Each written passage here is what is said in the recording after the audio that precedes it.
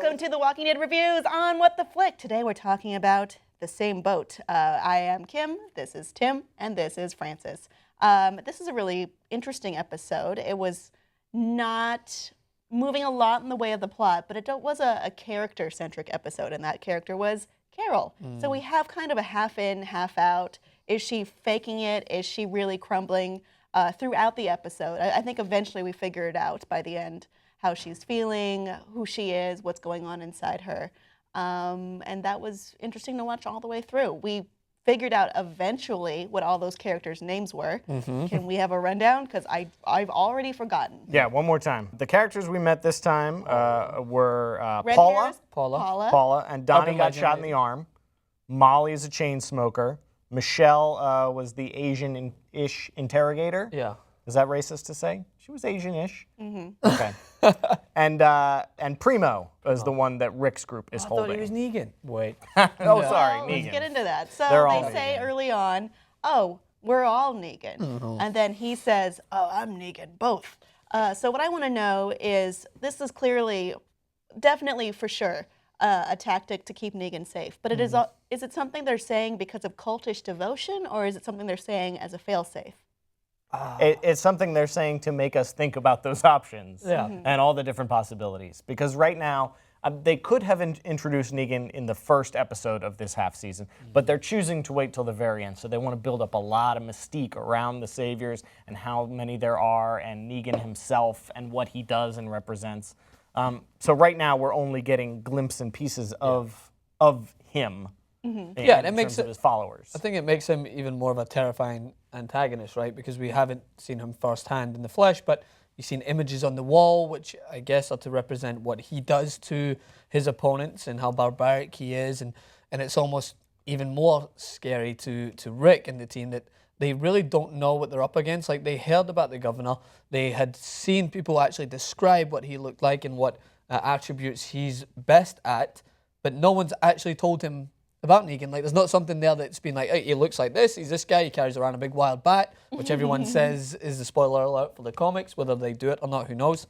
But that's what makes him such an interesting antagonist, because we really don't know what's going to come up. Yeah, I mean, we're supposed to be in awe and in fear of him at this point. I'm in fear. Because we don't know who he is. He's like almost a mythical person at this point, or like the head of a cult, or someone who might actually be powerful, you know, super powerful. Yeah, and from what I hear as well, it's almost pre-predicted that he's going to take one of our gracious group members away. I think he's that's going to kill someone. Very safe bet to make. And that's something that The Walking Dead has built from season by season, is that you're expecting, like by this point, in last season we already lost Tyrese, and then the year before, or if I'm jumping back a couple seasons, like Bob, we've lost Tyrese, like big we've people. lost old man Herschel. Beth. Dog. Well. Like a bunch, so it's almost expected. So at this point, I don't know if you guys I'm constantly anxious. Like Carol and Maggie, I thought Carol could potentially have sacrificed herself for Maggie when it came to the trade. Like maybe she wouldn't have let on that Maggie was pregnant. Therefore, it really would have been a 2-for-1. Well, but just what a I was 1-for-1. going back with her was, is Carol doing this strategically, or is she really upset when she says, "Don't hurt the baby"? Yeah. Is that a gambit, or is that something she's legitimately terrified about? So I think Melissa McBride is showing some real range in this episode. Yeah. I mean, we've obviously seen her character transform over the last 5-6 seasons. Well, yeah, but we usually know when she's putting on a front. Right. So this is the first time where, with all the things that have built up in this past season, the death of Sam, killing the wolf while he was trying to save Denise, talking to Morgan, understanding his way of life. Carol is on shaky ground as far as her belief system, especially her fake but assumed role of the mother in the community, and now Maggie being a real mother, and they're trying to make a world that Carol previously thought impossible. Yeah, and I don't know about you. I mean, I do know that she was showing those glimpses in the last episode, but I suffered a little bit of like an actress inception. Like, was she an actress playing an actress trying to get away was she acting to try and get ahead? Which I think she might have been, because of course, if they looked at her as someone who's so vulnerable, they would leave themselves open to an attack, which they did. They let her get still hold of her rosary beads, which she was able to use as an escape. I mean, everyone in the back of their mind were just waiting like, all right, where does the badass Carol come out? What's she going to do? When does she flip the switch? When does she flip? But then she realized, she has been realizing that Paula is what she probably would become if she hasn't grasped onto her humanity. Like Paula, Or she had really been as heartless as Yes. she's been pretending that she is. Yeah. See, she's not heartless, guys. I was right. But Paula as well showed. I mean, her character for me was fascinating because she was very cold and a little petrifying at times, but nonetheless, she did show signs of some being vulnerable as well. She stopped Donnie from just like basically killing Carol and hurting Maggie. Like whether that was for her own incentive or not, she still showed signs of humanity there that she could still be salvaged, which made her an interesting character for me, even though she came across. It's hard. She as was pretty hard cold. to judge too. Yeah. Because later she said, "Oh, he doesn't mean anything to me. He's just a warm body bed for my bed."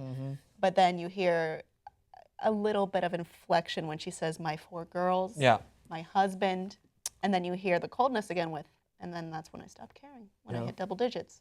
So she's another difficult one to grasp, and you have to wonder how much of this is fake, how much of this started fake and became real, and who's the person hiding underneath. And I think that's something we're still figuring out with Carol. I think that's still something Carol is figuring out about herself. Well, I think at the very last point when Maggie said, like, what did she say? I'm done with this, or like, I'm done. I can't. I can't. I think that was representative of both her and Carol. Like, if Carol wants to stay somewhat sane, I think she needs to find some sort of role that doesn't involve her killing anyone anymore. And I know that's a big loss to the group because she's very good at what she's done. At it. That one scene with the fire, like, I did not see that coming Yeah, at all, but and I was just like, you can see holy that shit. it seemed at that point she was legitimately hurting. Yeah. She said she was counting off the people she had killed, mistakes she had made, how she could have fixed it. This is something that actually does weigh on her. And it just, I'm sorry, it reminds me a lot of like Batman.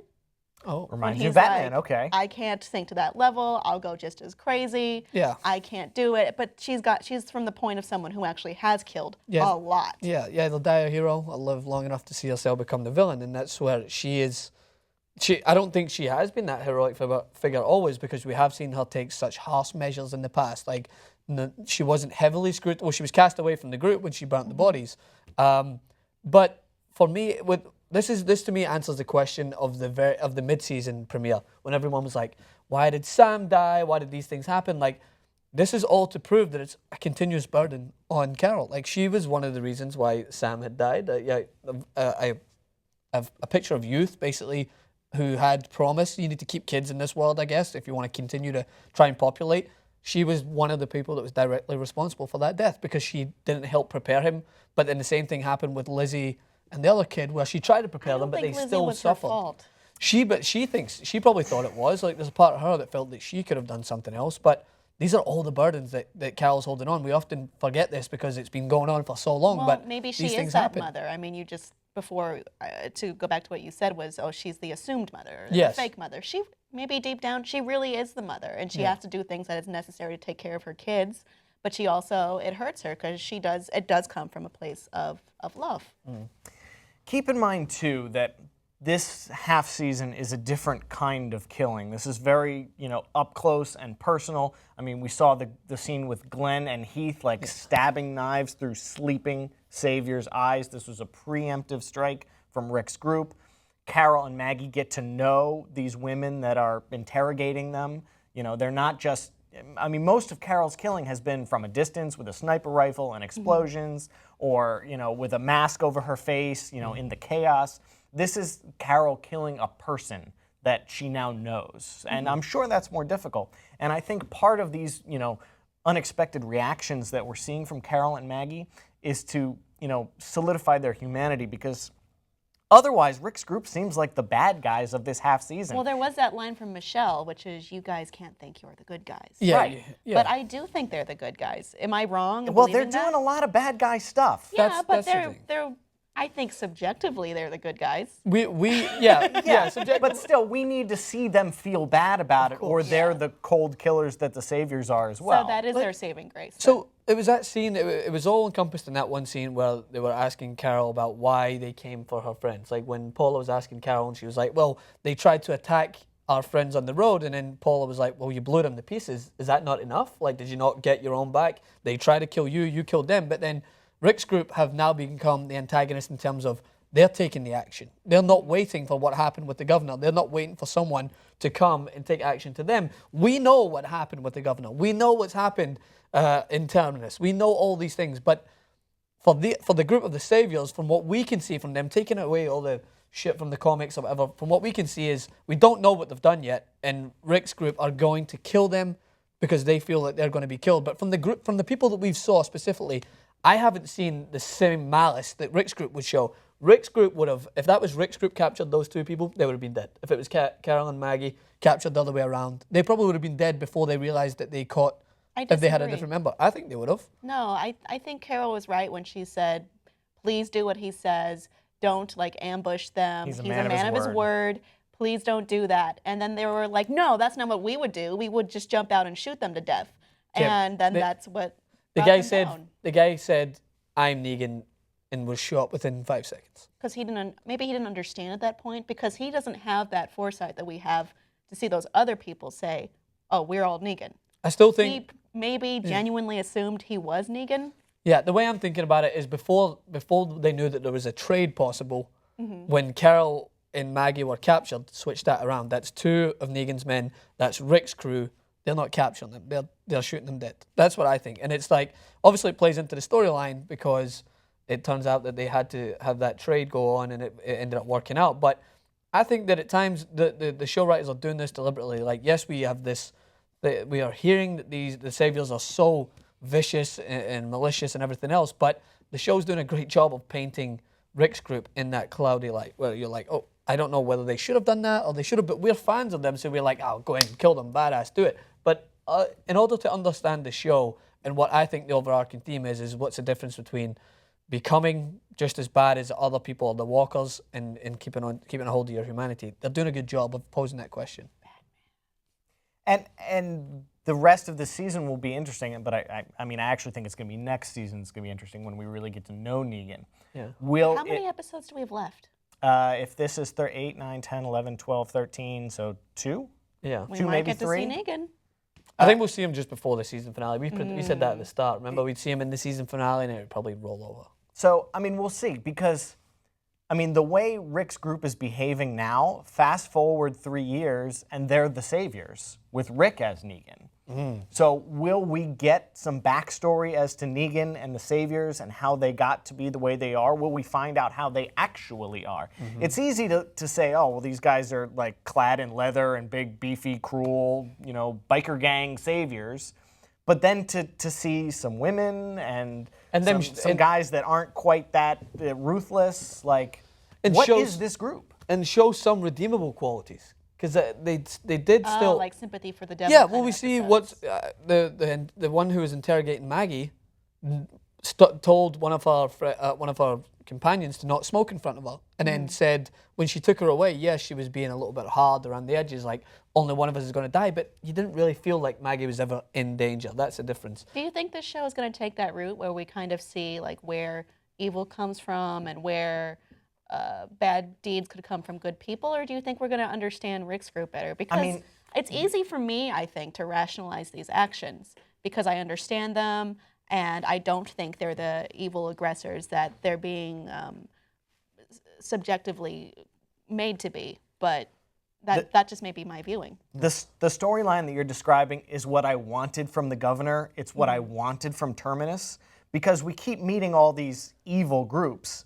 But, I mean, they were all just accountants and farmers and firemen before the zombie apocalypse happened. There weren't, like, supervillains. So how did they get there? That's a compelling story. And we'll either see that play out with Rick's group, or we'll get to look into the lives of some others. Yeah, I think this is probably one of the best discussions we've had on this, because this is, for me, I have taken each of the antagonists that we've seen, right? I feel like Terminus group are the most extreme turning into cannibals.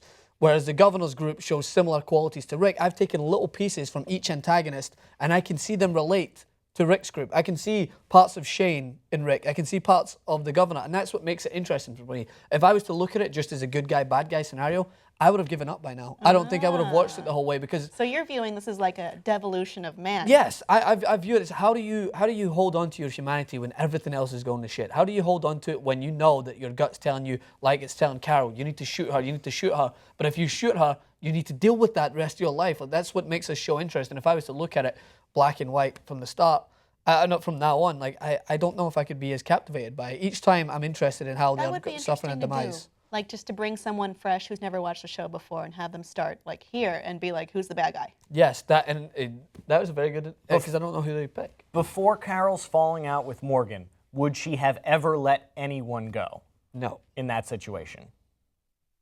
I don't think so. not and at all. and for her I to think say, she has more for her to kindness say, in her let's heart just go, than you let's think. go, let's And just by go. the way, talk about one of the worst deaths. We talked about how, like, when you see a Oh, little that kid was being killed, that was gruesome. awful. You couldn't even see her, but you heard her gargling. Like, you could hear the noises of her throat being ripped out or being eaten. And that for me was one of the most chilling deaths. I was like, I know what's going on. My mind is working in different ways because I can't see it, but I can imagine what it looks like. Nasty. Very good acting on the part of this episode. Yeah. So I guess we're drawing to the end of this season, and we have resigned ourselves that we're losing a character. I think it looks heavily like it will probably be in the Carol Maggie area, based on these episodes. I don't know worried. yet, though. I mean, there's a lot of people on the chopping block. There's a lot of people that can go. As it always is with The Walking Dead. Join us next week when we find out who. Maybe?